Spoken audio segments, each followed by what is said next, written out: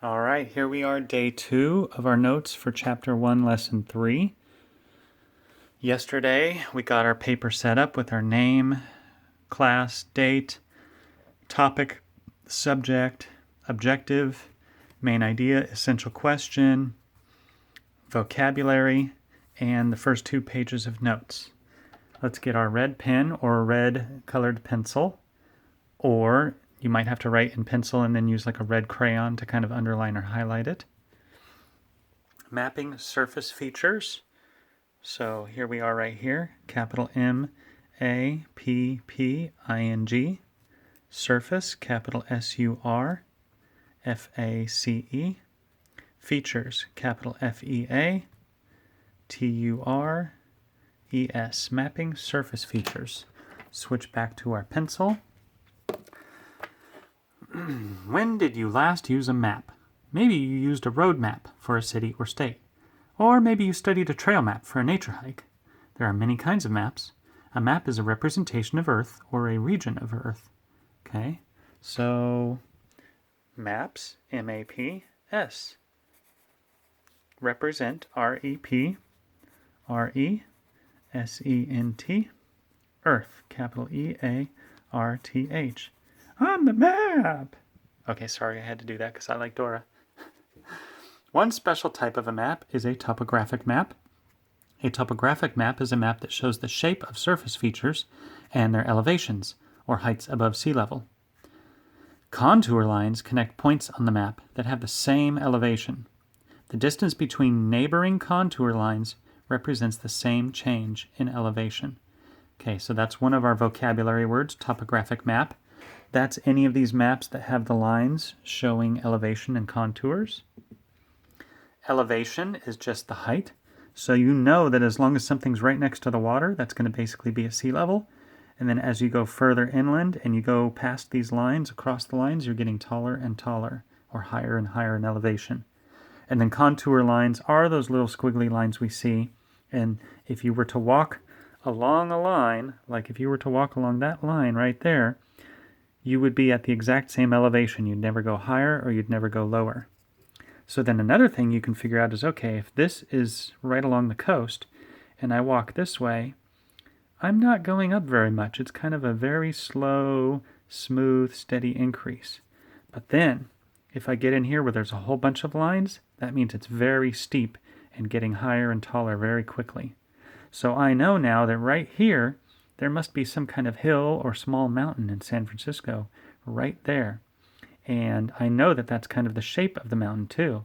It's kind of this weird, squiggly, almost like a high heel, right? There's the top, and there's the toes, and then there's the heel, and it goes back up. So it's got this high heel shape to it.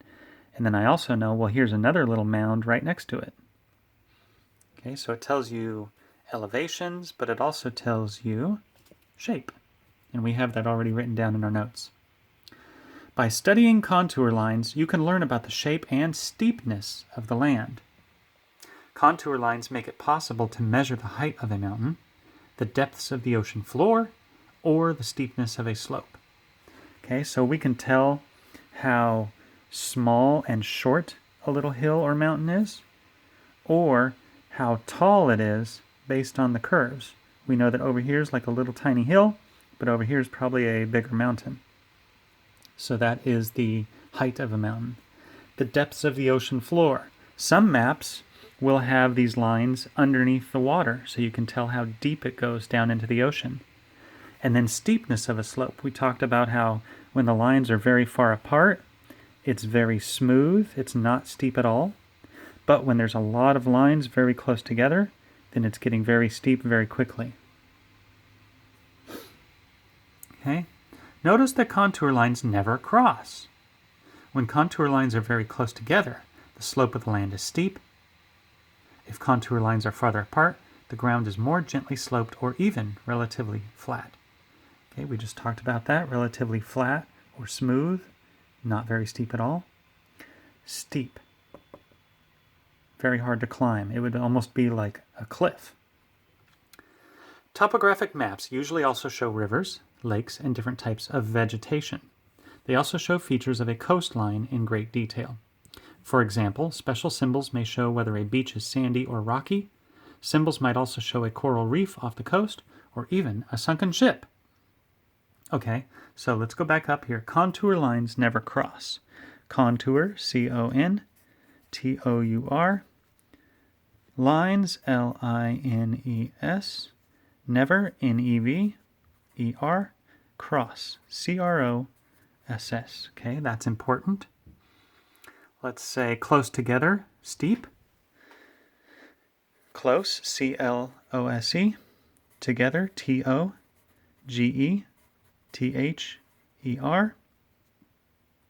Equals, steep, S-T-E-E-P. And then what did they say? Far apart, gentle or level. Okay, far apart, F-A-R, far. Apart, A-P-A-R-T. Equals, and let's just say flat, F-L-A-T. It's easy to contrast steep and flat in our minds. We know it's not perfectly flat, but we know that it's much flatter than when they're really close together. Okay, let's see, what else do we have? We talked about, oh, it can show rivers, lakes, vegetation, coastlines, rocks, sandy beaches, coral reefs. What are all those things? Let's just call them landforms.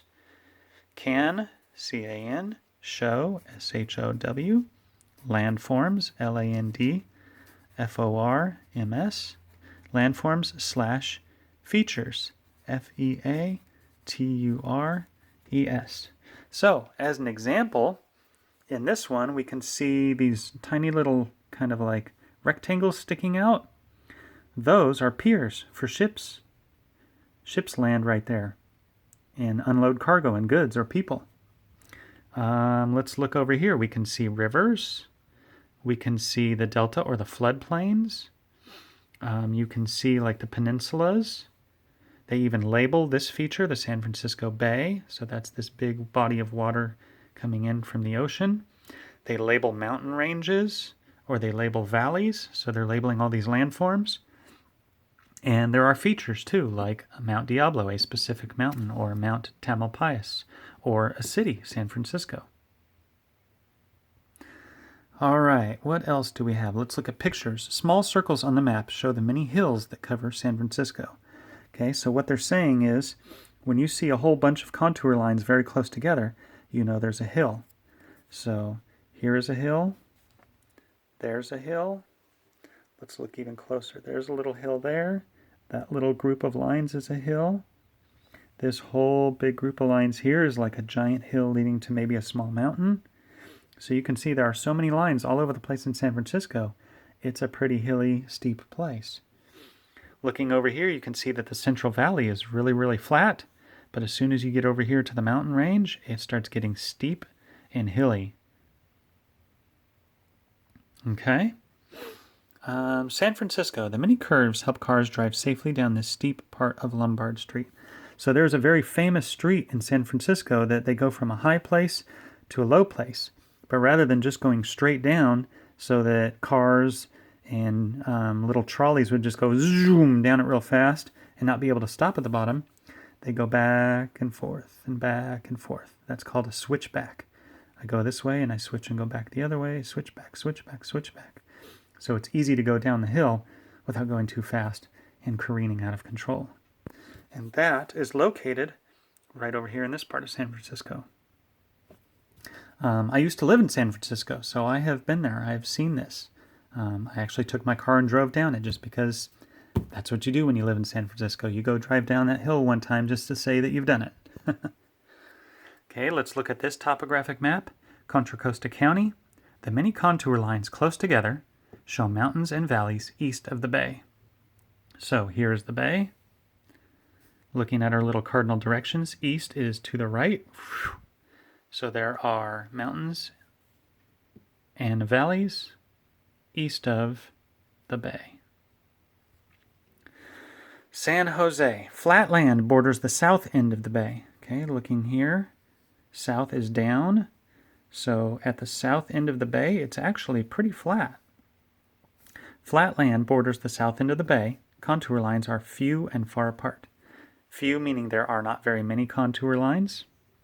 And far apart means they're spread out a lot more than these lines over here, these lines over here. So it's relatively flat and smooth. And that's a big reason that San Jose got built there. If it's flat and smooth, then it's easy to build houses and roads and do construction for people to live there. Okay, so what do we need to grab out of that is important for our notes? Okay, let's put cities, C-I-T-I-E-S, near, N-E-A-R, water, W-A-T-E-R. Notice that it's easy to build cities near water because you get transportation and you also get a lot of food like fish. And you can also use that water for irrigation and crops. And then cities near water on, O-N, flat, F-L-A-T, land, L-A-N-D. And they're generally on flat land because it's easier to build. All right, so maps are a representation of the Earth. We notice that contour lines never cross, but they do show us elevation and steepness. Right, we can come back up here. They connect points that are at the same elevation. We know that topographic maps show features and elevations. If the lines are close together, it means it's very steep. If the lines are far apart, then it means it's pretty flat. And the map can show landforms and also really important features. And then we know that a lot of times cities are near water and they're generally on flat land because it's easier to build there. All right, that's it for these 2 pages. Oh, wait, nope, main ID and details, sorry. Name some features a topographic map may show. Okay, let's look over here. Name some features that it might show. Well, we said that it might show landforms, so it can show mountains, rivers, and valleys, or river valleys, canyons, plateaus. And then features, it can show things like cities. So let's put above features, cities, C-I-T-I-E-S. What were some other things that they said? Oh, they said vegetation. They said the coastline. They said sandy or rocky beaches. But coastlines and vegetation are kind of like landforms. Coral reefs, sunken ships. Coral reefs and sunken ships. We can categorize that and group those together. Those are things that people want to see. Maybe like, oh, tourist attractions. Okay, so landforms, special features like cities, or attractions, A-T-T-R-A-C, so A-T-T-R-A-C-T-I-O-N-S, attractions. So the beach is an attraction. It attracts people. People want to come visit the beach. All right, now we're actually done with these 2 pages. Good job. Notice how fast this was. And I'll see you tomorrow on the next one. Roar Wildcats!